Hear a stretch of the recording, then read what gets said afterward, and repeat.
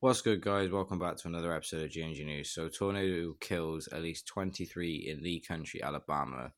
At least 23 people have been killed as tornado struck Lee County, eastern Alabama, authorities say. County Sheriff Jay Jones said that there has been a catastrophic damage and there were fears more bodies would be found. Dozens are thought to have been hurt. Rescue efforts have been halted until dawn due to the danger of searching in the dark. The most devastating tornado struck the area around Brigade, carving a path at least a half mile, 8 kilometers wide. The National Weather Service made a classification of at least EF3, meaning winds of up to 165 miles an hour or 266 kilometers per hour.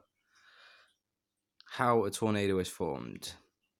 It warned people to stay out of damaged areas so first responders could do their job. Where have the tornadoes struck? The areas around Brigade, about 60 miles, 95 km east of Alabama's state capital.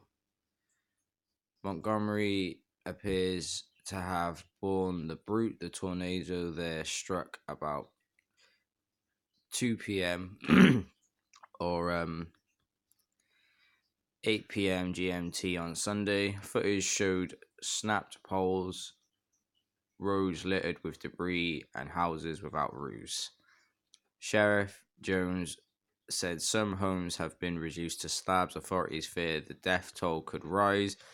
Local resident Scott Filmer said everything just kind of went dark when it was almost like night outside. And it's that old cliche that it sounds like a freight train coming. Well, that's what it sounded like. Residents of Smith Station told local TV they had seen businesses destroyed there. A large bar called the Buck Wild Saloon had its roof torn straight off. Wow, this is atrocious. Sheriff Jones said the challenge is the sheer volume of debris where all the homes were located. It's the most I've seen that I recall. Tornado warnings were also issued for Georgia, Florida, and South Carolina. Footage showed smashed buildings, snapped trees in Talbotton, about 80 miles south of Atlanta. Tornadoes were reported in Walton County and in northern Florida. All of the deaths so far have been in Lee County. Authorities say they are still working to identify the victims and the injured. One of the dead in Bugard was an 8-year-old. Family members said, "We've never had a mass fatality situation that I can remember like this in my lifetime."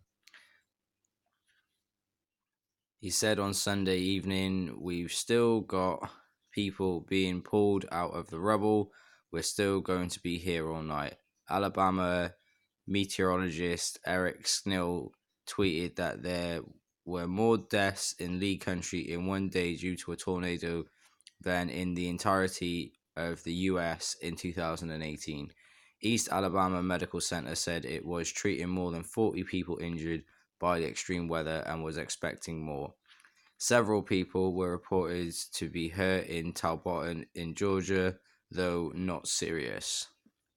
PowerOutage.us says more than 2,000 customers remain without electricity across affected areas in Alabama, most of them in Lee County and another 7,000 in West Georgia. Cold weather is forecast for the region after the tornado, with temperatures predicted to drop to near freezing. The National Weather Service said it would send 3 survey teams to assess the damage caused by tornadoes across Alabama on Monday. The extreme weather also tore down trees and destroyed homes in western Georgia. Alabama Governor Kay Ivey posted on Twitter to warn residents they could be more extreme weather to come.